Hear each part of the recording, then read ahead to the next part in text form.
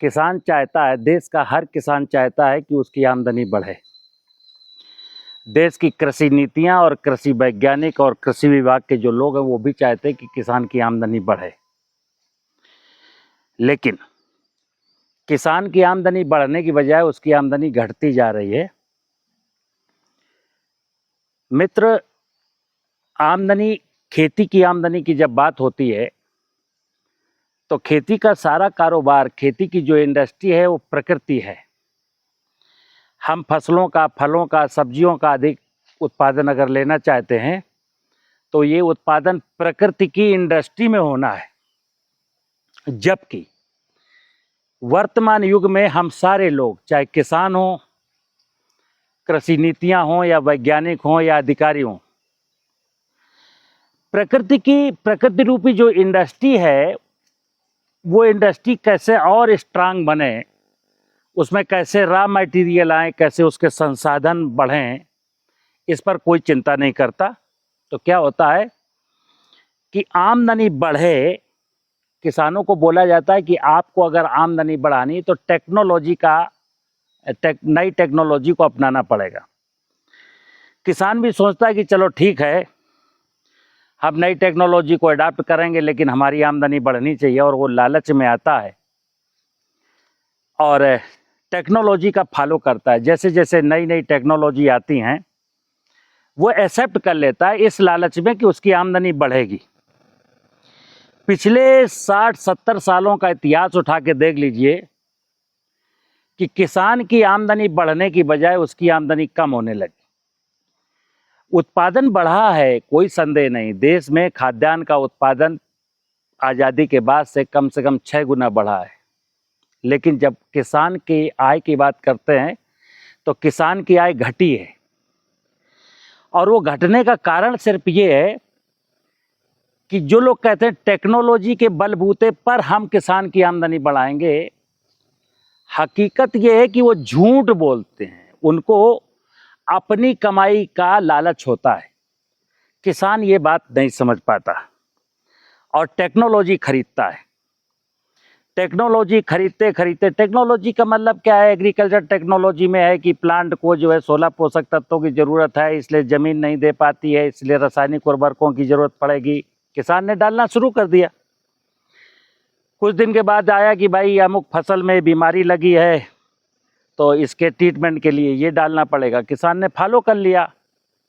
कभी इंसेक्टिसाइड, कीट के बारे में कहा गया, कीड़ों से बचने के लिए ये करिए, तो वो कर लिया। मैकेनाइजेशन करिए, बहुत अच्छा रहेगा, बैल बेच दीजिए और ट्रैक्टर बहुत ज़्यादा ज़मीन जोत लेगा, तो उसने ऐसा भी कर लिया। ज़मीन बंजर हो गई, ज़मीन के नीचे का पानी खत्म हो गया, जंगल खत्म हो गए। यानी अनाज उत्पादन, सब्जी उत्पादन, फल उत्पादन का जो इंडस्ट्री थी, प्रकृति रूपी इंडस्ट्री, उसको हम सब लोगों ने मिलकर उजाड़ दिया। आज हालात ये हैं कि किसान कर्जदार है और देश में बहुत सारे किसान आत्महत्या करते हैं। मित्र, मैं अक्सर आप लोगों से बात करता हूँ, देश के 14 करोड़ किसानों से एक ही बात करता हूँ, मित्र, अपनी धरती माता को सुधार लीजिए, अन्यथा, क्योंकि ये माँ है, अगर ये माँ पीड़ित है तो समझ लीजिए फिर इस दुनिया में कोई सुखी नहीं है।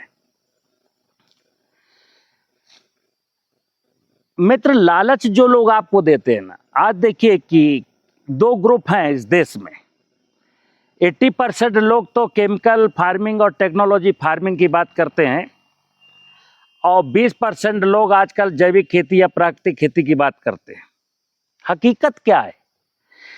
रासायनिक खेती, टेक्निकल खेती करने की बात करने वाले रईस बनना चाहते हैं कि हम यूरिया बेचें, ये बेचें, ड्रोन बेचें, अमुक अमुक चीज़ें बेचें और बेच करके धनाढ़ बन जाएं। किसान बेचारा, किसान का जो होगा होने दो। जो जैविक खेती, प्राकृतिक खेती की बात करते हैं, वो भी कुछ इंडस्ट्री चलाना चाहते हैं, वो भी कुछ ना कुछ बेच ही रहे हैं। मैं देश के किसानों से कहता हूं कि 1 रुपए का निवेश खेती में ज़रूरत नहीं है। खेती में सबसे बड़ी ज़रूरत है अपने दिमाग की, ज्ञान की। गणेश बनना है, कार्तिकेय नहीं बनना। अगर आप गणेश बनेंगे तो गणेश में क्या था? गणेश ने धरती की और वनस्पतियों की, मतलब आदि पिता शिव की और आदि शक्ति माँ दुर्गा की पूजा कर ली, उनकी परिक्रमा कर लिया, उनको जान लिया, पहचान लिया, तो गणेश बन गए। और कहा गया है लक्ष्मी के साथ गणेश।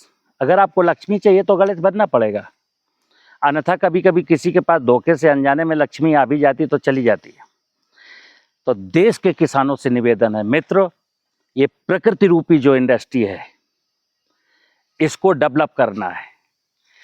इसके साथ जो मैं छेड़छाड़ करता हूँ, मिट्टी की उर्वरता को कैसे बढ़ाना है, पानी वर्षा का कैसे बचाना है, जंगल कैसे लगाना है, इस बात पर ध्यान देंगे तो खेती एक ऐसा व्यवसाय है, उत्तम खेती, यानी कि इस धरती माँ की सामर्थ्य इतनी है, आप एक बीज डाल के तो देखो, अगर माँ की सामर्थ्य अच्छी है, चने का, मटर का, गेहूं का, गन्ने का, धान का, किसी भी फसल का एक बीज फेंक दो और 4 महीने के बाद आप 100 बीज ला सकते हैं, अगर माँ समृद्धशाली है तब।